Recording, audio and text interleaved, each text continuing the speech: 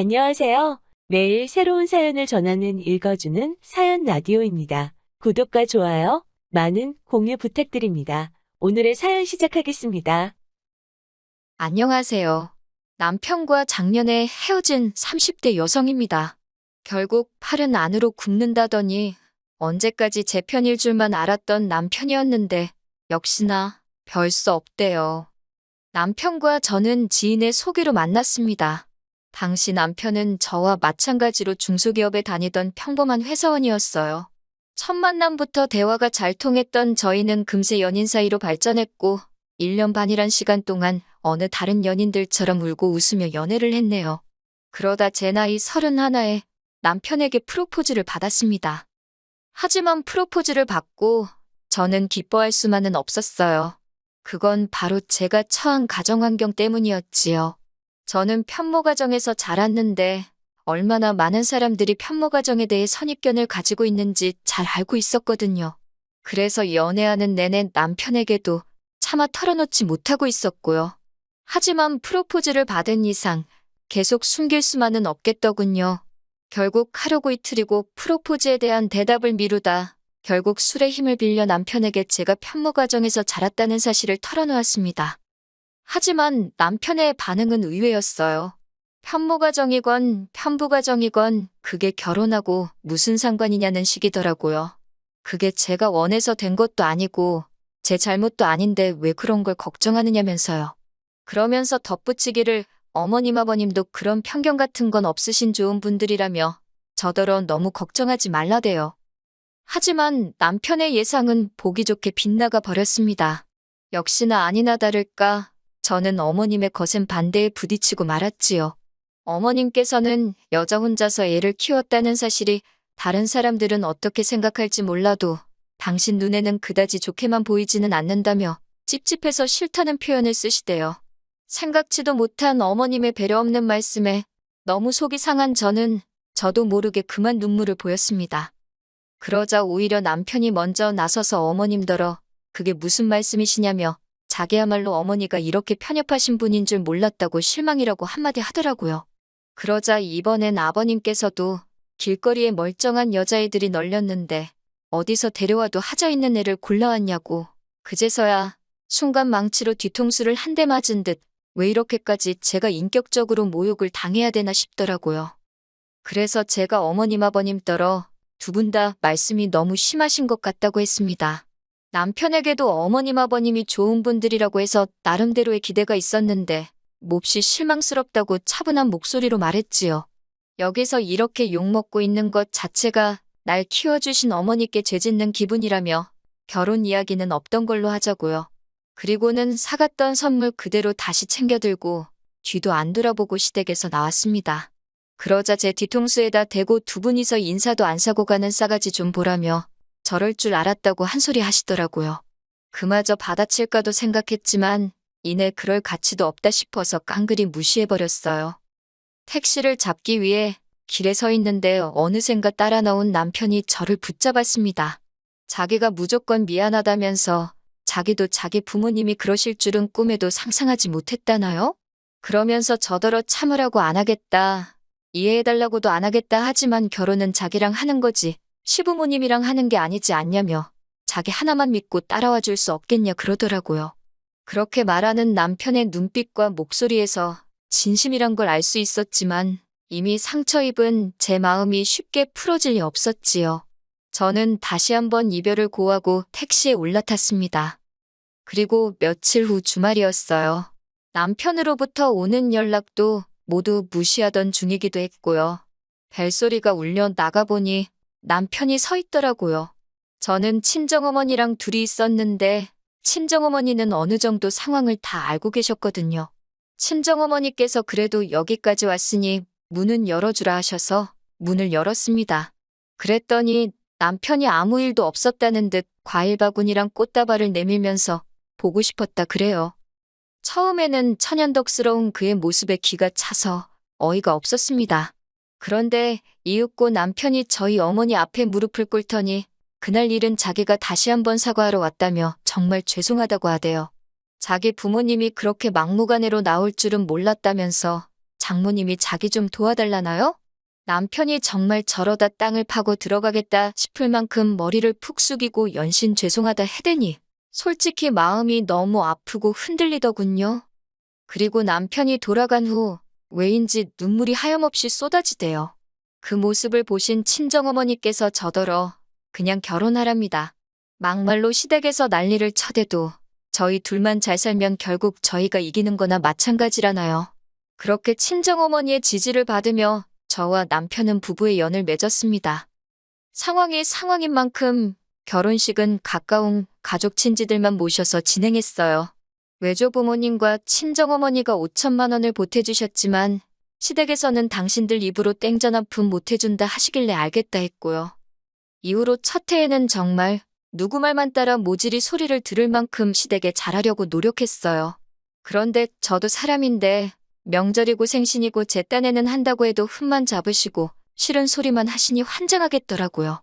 게다가 제가 서운한 마음을 내보이기라도 하면 마치 벼르고 있었다는 듯이 너 그럴 줄 알았다. 시부모가 네 비위를 맞춰줘야 되는 거냐며 막무가내로 화를 내셨지요.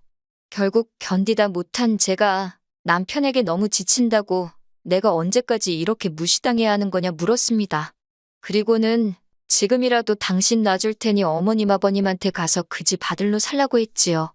그랬더니 남편이 앞으로는 시댁에 내려가지도 말잡니다.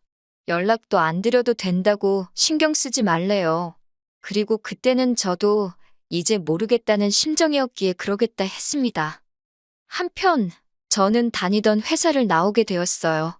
제가 원해서 나온 게 아니라 회사가 부도가 나면서 어쩔 수 없는 선택이었네요. 처음에는 다른 회사로 이직을 할까 생각도 했지만 외조부모님과 친정어머니의 조언을 따라 작은 식당을 열었습니다. 제가 시댁에 연락을 드리진 않았지만 남편은 그래도 종종 연락을 하는 듯 했어요. 아마 그래서 어머님이 제가 식당을 한다는 사실도 알게 되신 것 같아요. 그런데 하루는 철딱선이 없는 신우가 기껏 문자로 한다는 소리가 어머님이 저더러 가지가지 한다고 그러셨다대요. 그런 소리라는 어머님이나 그걸 말이라고 전하는 신우이나 한심하기 짝이 없더라고요. 하지만 그럴수록 저는 더 열심히 식당일에 매진했습니다. 하루에 12시간 이상 일한 날도 많았고 손목과 무릎은 보호대가 없으면 버틸 수 없는 지경에 이르렀달까요. 그럼에도 불구하고 어떻게든 자리를 잡겠다는 욕심에 일을 쉴 때는 동네와 아파트 단지들을 돌아다니며 전단지까지 돌렸어요. 정말이지 제가 할 수 있는 일은 다 한 것 같아요. 물론 남편이 집안일을 도와주긴 했지만 말이 나와서 말이지만 솔직히 어지르는 사람이 있는 것도 아니고 식사도 둘 다 밖에서 해결하는 상황이었으니 남편이 많이 힘들었을 거라고 생각하네요. 무엇보다 초반에 남편은 식당일 자체엔 회의적이었기 때문에 식당일에 있어서는 작은 일도 도와달라 하지 않았습니다. 그리고 노력은 배신을 하지 않는다더니 오픈 6개월 만에 이거저거 다 빼고 제 손에 600 떨어지더라고요. 이후로도 가게 매출은 계속해서 늘어만 갔고 월 평균 1000이 남의 얘기만은 아니었지요. 식당 일에 대한 남편의 태도가 달라진 건 당연했고요. 한편 그렇게 장사한 지 2년쯤 되었을 무렵이었습니다. 하루는 남편이 뜬금없이 하지만 조심스럽게 어머님 아버님이 이제라도 저와 잘 지내고 싶어 하시는 눈치라며 언제 한번 밥이라도 먹으러 가자는 거예요. 그 말을 듣곤 솔직히 오만 가지 생각이 들대요. 드디어 내가 돈도 잘 벌고 하니까 며느리로서 인정해 주시려는 건가 싶으면서 또 그리 생각하니 기분이 썩 좋지는 않았지요. 하지만 남편이 무조건 피하는 게 능사는 아니지 않냐며 한번 부딪히기라도 해봐달라길래 남편을 위해 시댁을 찾게 되었습니다.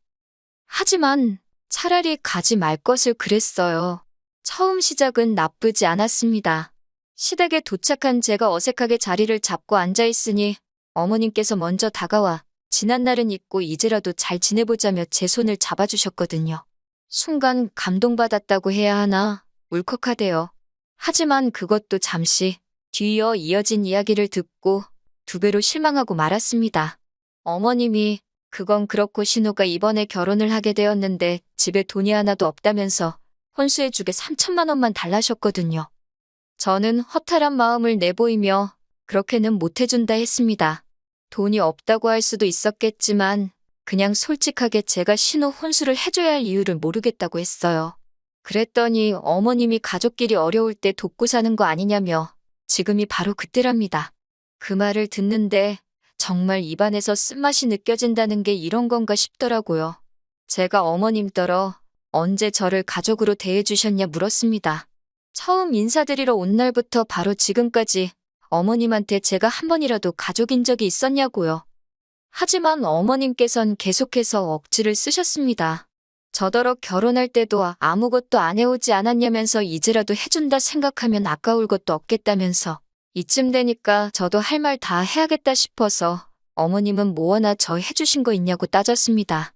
어차피 시작부터 어머님 저 싫어하셨고 반대하셨고 아무것도 안 해주시지 않았냐고 그래놓고 제 돈 탐내시는 거 너무 염치 없고 뻔뻔하시다 했어요. 그러자 이번엔 신우가 나서서는 자기는 처음부터 저희 결혼에 반대하고 그런 거 없었으니까 그냥 자기 혼수 좀 해달라나요? 제가 신우한테 아가씨가 중간에서 쓸데없는 말 전달하고 그런 거 내가 모를 줄 아느냐고. 정말 어머님도 그렇고 아가씨도 그렇고 나보기 부끄럽지도 않냐고 쏘아붙였네요. 하지만 무엇보다도 제가 실망했던 건 예전과는 다른 남편의 태도였어요. 이번만큼은 남편이 어쩐 일로 제 편을 들어주지 않더라고요. 그렇다고 제가 있는 데서 어머님 편을 든 것도 아니지만 남편이 중립을 지키려 했다는 사실 자체가 솔직히 제 입장에선 탐탁지 않았고 실망스럽기도 했지요.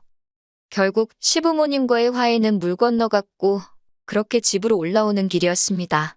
아까부터 아무 말도 없던 남편이 저더러 이 정도 했으면 된 거 아니냐고 그래요. 무슨 소리냐니까 어머님 아버님이 결혼할 때 반대해서 제 가슴에 한이 맺힌 건 알겠지만 이제 우리 먹고 살만해졌고 시간도 많이 흘렀는데 이참에 해달라는 그깟 3천만 원 해주고 서로 잘 지내면 안 되겠냐 그러더군요. 그동안 자기 중간에서 너무 힘들었다면서 자기를 봐서라도 이번만큼은 어머님 말씀대로 해달라나요? 그 소리를 듣는데 내가 그동안 살부대끼고 살던 남자가 이 남자 맞나 싶더라고요. 제가 진심이냐 물으니까 자기가 그동안 처가에 잘하지 않았냐고. 그러니 이번만큼은 저도 한 번만 참아달라나 어쩐다나. 결국 이튿날 제가 남편더러 그냥 이혼하자 했습니다. 부부의 연을 맺은 지 3년 만에 제가 남편더러 집에서 나가달라 한 거예요. 언젠가 시부모님으로부터 진짜 며느리로 인정받으면 혼인신고를 하려고 했는데 그 순간만큼은 인정해주시지 않은 게 그게 그렇게 감사하대요.